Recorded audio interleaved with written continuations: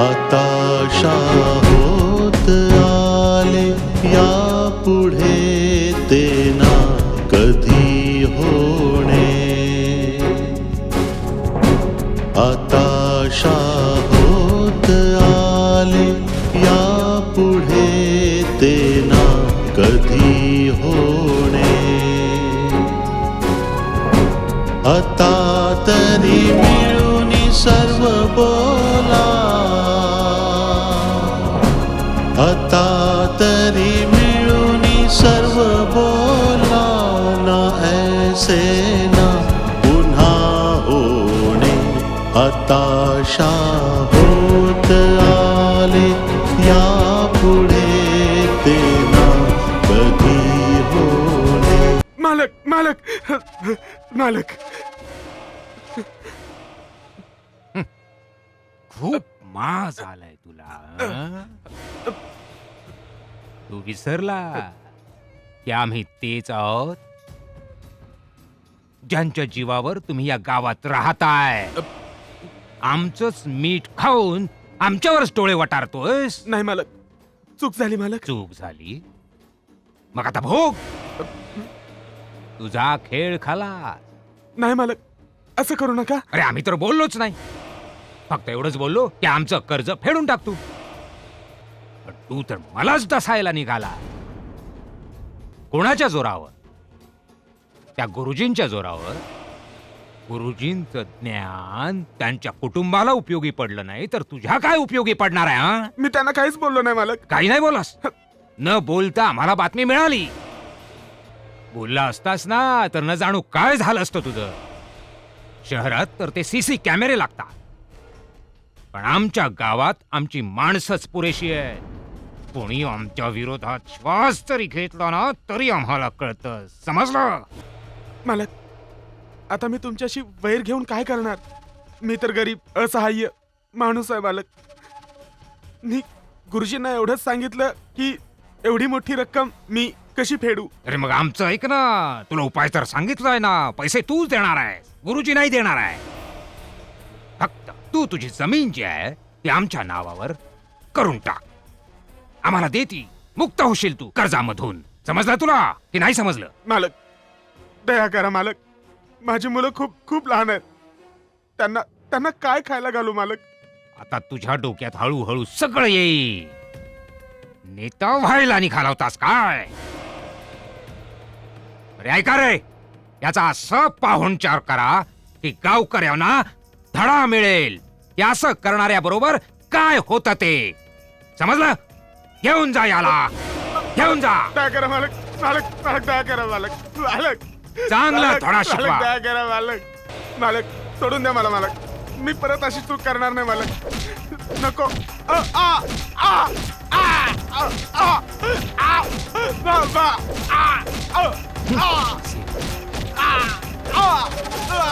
मारा जोवर काठी तुटत नाही तोपर्यंत पडवा. आणखी जोरात मारा.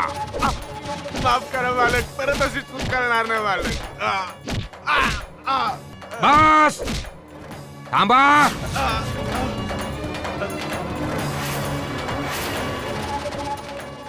पुरे झालं.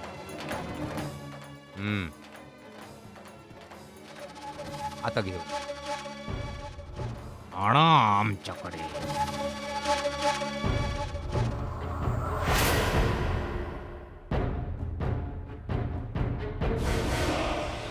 काय दुर्गेशराव, मजा आली ना?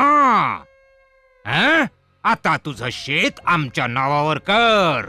सही कर नाही तर अंगठा लाव. अरे तोंड काय बघताय? घेऊन जा याला. मारा आणि थिंड काढायची गावातून. घेऊन जा याला. फिरवा गावभर, कळू दे सगळ्यांना.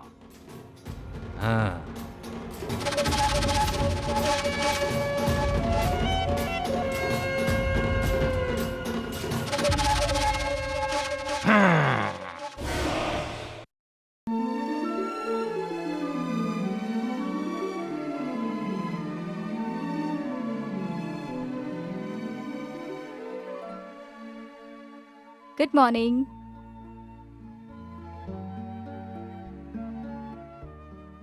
विजय साहेब, गुड मॉर्निंग. उठा, आता सकाळ झालीये. तू तयार झालीस आणि मला उठवलं पण नाहीस.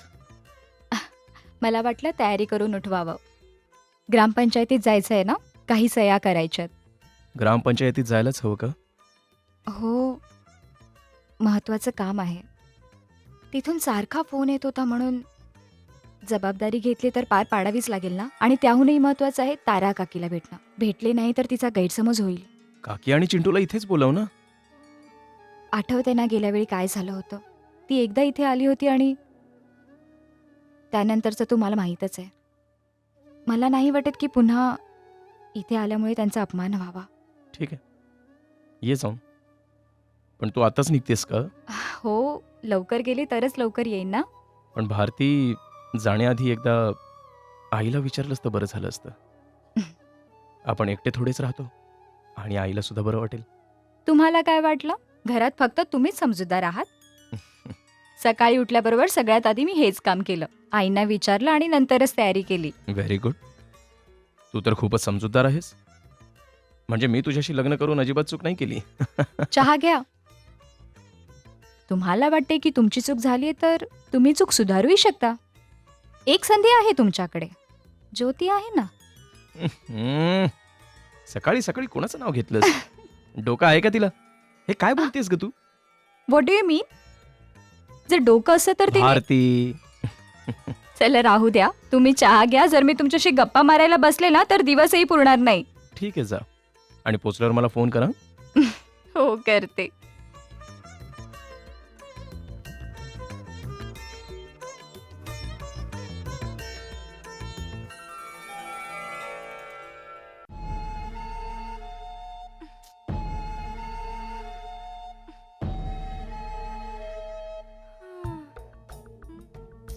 जर तुला काम नसेल करायचं तर नको करू ना. तू या घरातलं काम करायचं कॉन्ट्रॅक्ट घेतलंयस का? राहू दे. काय सांगू तुला, जेव्हापासून ती आत्या आलीये ना, मला घाण्याला जुंपल्यासारखं फिरवतीये. आता मी तरी काय करू? ती आत्या पण ना, येताना एक नोकर पण घेऊन आलीये, पण तो माकड काडीच्याही कामाचा नाही. आता कसं बस मी तिला माझ्या बाजूला वळवलंय. जर मी तिचं नाही ऐकलं ना, तर मग उद्या मी तिचीही सहानुभूती गमावून बसेन. मग कर, सगळी कामं कर, पण अशी वैतागत नाही. स्वतःचं रक्त कशाला हटवतेस? अगं, ती आत्या पण ना एवढी हौशी आहे की मी तुला काय सांगू. कधी म्हणते हे बनव, कधी म्हणते ते बनव. अगं, आज सकाळचंच बघ, मला म्हणाली माझ्यासाठी साबुदाण्याचे वडे बनव. आता तिला काय, फक्त हुकूम सोडायचा आहे. तिथे बनवताना माझा जीव जातोय. मी काही मदत करू? वडे करायचे, मेकअप नाही. जिने मदत करायला हवी ती महाराणी आराम करत बसलीये. तिला जे करायचं असेल ते करू दे. पण ताई, त्या आत्याच्या मनात नक्की काय आहे ते कळतच नाहीये. ती कोणाच्या बाजूने आहे? नाही म्हणजे कधी असं म्हणते की तू या घरची सून होऊ शकतेस, आणि कधी म्हणते इथेच राहणार आहेस का? माझ्याशी तर आपुलकीने वागत असते ती. ह्यातून ती स्वतःचा स्वार्थ तर साधत नसेल ना. डोळे उघडे ठेवावे लागतील. आणि तुला ठाऊके, काल तिने मला पाय चेपायला सांगितले. आणि तू पाय चेपलेस? मग काय करणार? जसा तू तिचा विश्वास जिंकलास तसाच मलाही जिंकायचा आहे ना.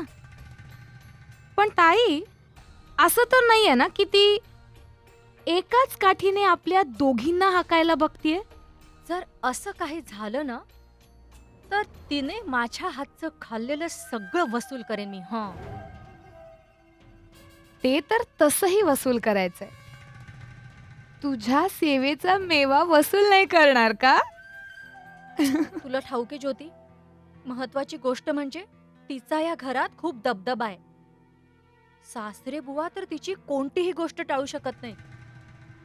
मी तर फक्त त्या दिवसाची वाट बघते जेव्हा आत्या त्या हडळीचे कान पकडून तिला या घरातून धक्के मारून हाकलून देतील.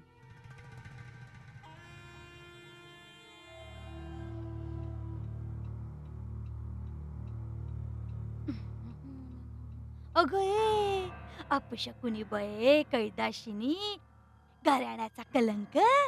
एवढी नटून थटून कुठे चाललीस?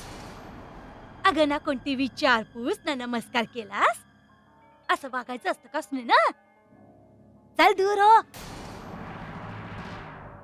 माफ करा आत्याबाई, थोडी घाईत होते म्हणून म्हणून चूक झाली. पण याचा अर्थ हा नाही की मी तुमचा आदर करत नाही. तुम्हाला चांगलंच ठाऊक आहे हा, त्या दिवशी हा. हात विजयला भलत्या असेल त्या गोष्टी शिकवण्याचा प्रयत्न करू नगस. काय शिकून पाठवलं होतंस त्याला की तुझ्या हाताला कोणीतरी चटका दिला? नाही नाही आत्या, मी तर त्यांना असं काहीच नाही सांगितलं. मग तू शिकवल्याशिवाय का तू आला होता मला विचारायला? अशा आयुष्यात खोलीतून बाहेर पडला जणू काय खूनच करायला निघालाय. अगं तुझ्यावर संस्कार नाही झाले ही तुझी समस्या आहे, आमची नाही. आणि आमच्या घरातले संस्कार सांगतात की अशा प्रकारे घरातली सून बाहेर नाही पडू शकत. आत्याबाई, कदाचित तुम्ही विसरताय की मी या घरच्या सुनेसोबतच या गावाची सरपंचही आहे. या गावासाठीही माझ्या काही जबाबदाऱ्या आहेत. जर एवढे दिवस ग्रामपंचायतीत अनुपस्थित पंचायतीचं काम तू काय करणार ग? त्यासाठी अनुभवी माणसाची गरज असते. अगं माझा भाऊ होता 20 वर्ष सरपंच या गावचा. हे काम तू त्याच्यावर सोपव, समजलं? तू घर सांभाळ, या घरची सून आहेस तू. आत्याबाई, तुम्ही काळजी करू नका. मी या दोन्ही जबाबदाऱ्या नीट पार पाडेन. मी तुम्हाला कधीच तक्रारीची संधी नाही देणार. मग ठीक आहे, जा आता आपल्या खोलीत. का? मी तुम्हाला सांगितलं ना की मला जायचं आहे. खूप महत्वाचं काम आहे. तुला हवं तसं करून मला तक्रारीची संधी देते आहेस. म्हटलं ना की तू घरातून बाहेर नाही पडणार. आणि ही माझी नाही, या घराच्या मालकाची आज्ञा आहे.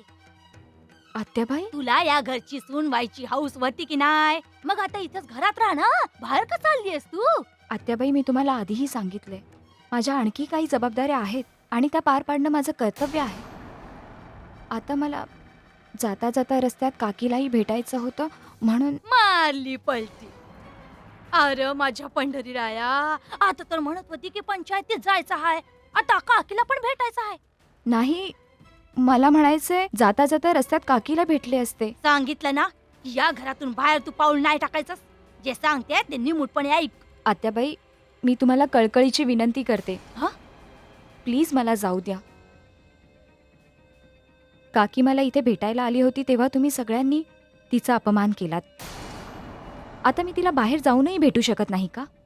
हा तर एक गोष्ट कान उघडं ठेवून ऐक. जर तुला या घरातली नाती टिकवायची असतील तर तुला तुझ्या माहेरची नाती तोडावी लागतील, समजलीस? आता जा.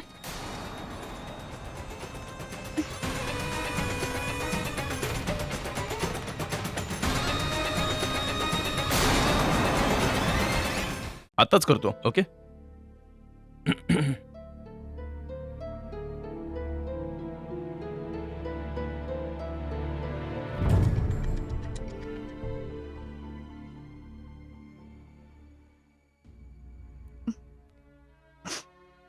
हो, ते जाण्याची इच्छा नाहीये.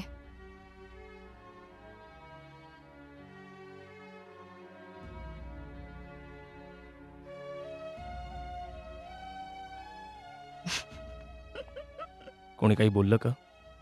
नाही, जाण्याची इच्छा नाहीये. भारती, सांग ना, कोणी काही बोललं का? काही नाही, जाऊ द्या ना विजय. आता तसंही जायची इच्छा नाहीये. तुला तर खोटंही नाही बोलता येत. बाहेर कोणी भेटलं होतं का? हो, आत्याबाई. ती काही बोलली का? नाही, जाऊ द्या ना. आता तसंही जायची इच्छा नाहीये. भारती, असं सगळं मनात साठवून ठेवलंस तर त्रास होईल. सांग, ती काय बोलली? ते मी जायला निघाले तेव्हाच आत्याबाई समोर आल्या. म्हणायला लागल्या की तू इथली नवी नवरी आणि सून आहेस आणि आता कुठे चालली आहेस? कुठेही जायची गरज नाही. मला फक्त एवढंच विचारायचंय विजय. मला हे ठाऊक आहे की मी या घरची सून आहे, पण त्याबरोबरच मी या गावची सरपंचही आहे. जर कधी कोणतं काम आलं तर मला तिथे जावंच लागणार ना? पकड, का? चल माझ्यासोबत. कुठे?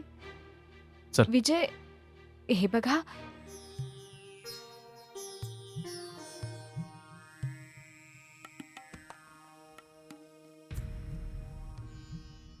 आत्याबाई,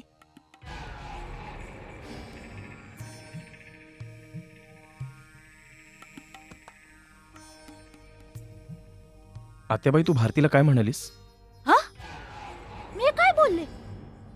अरे मला तर असं वाटतंय की तुम्ही पूर्ण तयारी करूनच भांडायला आलात.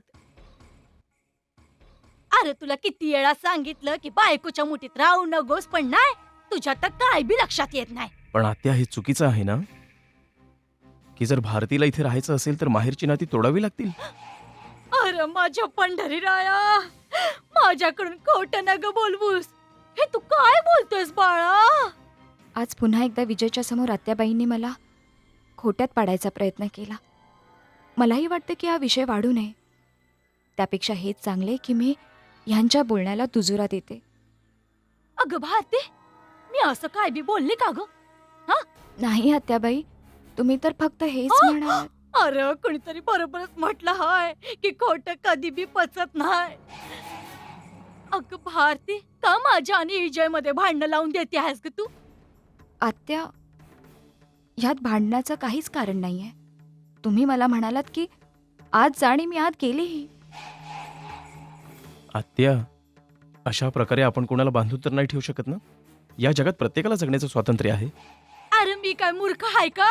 म्हणजे बघ, भारतीय गाय हाय जी मी तिला दावणीला बांधून ठेवेन? हा,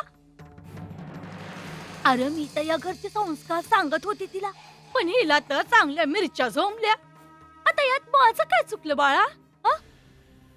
वा आत्याबाई, तुम्ही तर कमालच केलीत. रंग बदलणं कोणी तुमच्याकडून शिकावं. अरे पहिल्यांदा सासरून माहेरी जात होती ही एकटीच. मी म्हटलं की हिच्याला आपल्या बरोबर घेऊन जा. आता यात माझं काय चुकलं बोल? आत्याबाई, अरे निष्कारण पराचा कावळा करते ही बाई. आत्या, यात काही चूक नाहीये. तू अगदी बरोबर बोललीस. मी जातो ना हिच्यासोबत. मी गाडीची चावी घेऊन येतो. शेवटी तुम्ही स्वतःच खरं केलं. पण या सगळ्यात तुम्ही विजयना माझ्यासोबत पाठवण्याचं बोललात ते एक प्रकारे चांगलंच झालं. विजयना माझ्यासोबत बघून काकींना खूप आनंद होईल. काय झालं? तुमचा चेहरा एवढा गंभीर का दिसतोय? आणि तू इतकी का हसतेस? हे काय तुमचं? प्रश्नाच्या बदल्यात प्रश्न. आधी मी प्रश्न विचारलाय म्हणून आधी माझ्या प्रश्नाचं उत्तर द्या. भारती, मी हा विचार करतोय की मी जेवढा परिस्थिती सांभाळायला बघतोय तेवढी ती जास्तच बिघडत चालली आहे. खरं म्हणजे मी आत्याला विचारायलाच नको होतं. आता सोडा ना विजय.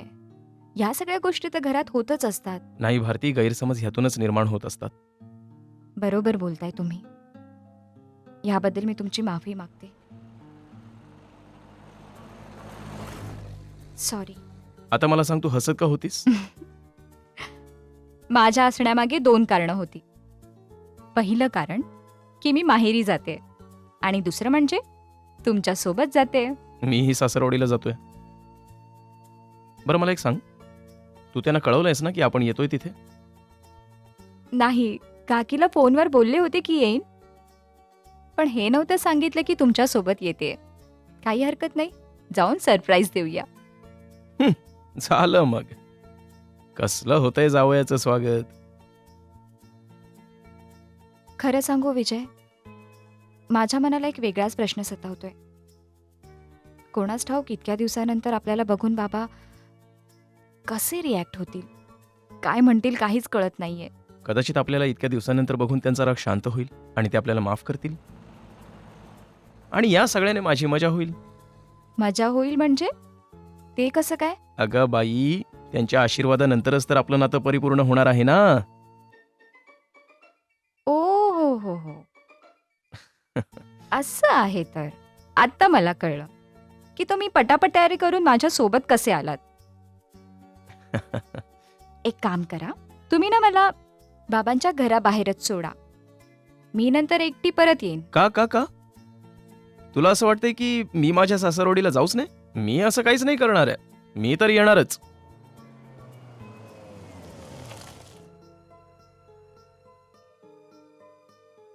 काय झालं? गाडी का थांबवलीत? भारती, आपण दोघे निघालो तर आहोत, पण गुरुजींनी आपल्याला स्वीकारले नाहीत तर काय करूया? विजय, ते आपल्यापेक्षा मोठे आहेत आणि आपल्यावर नाराज आहेत म्हणून त्यांची समजूत काढणं आपलं कर्तव्य आहे. बाकी ईश्वराची इच्छा.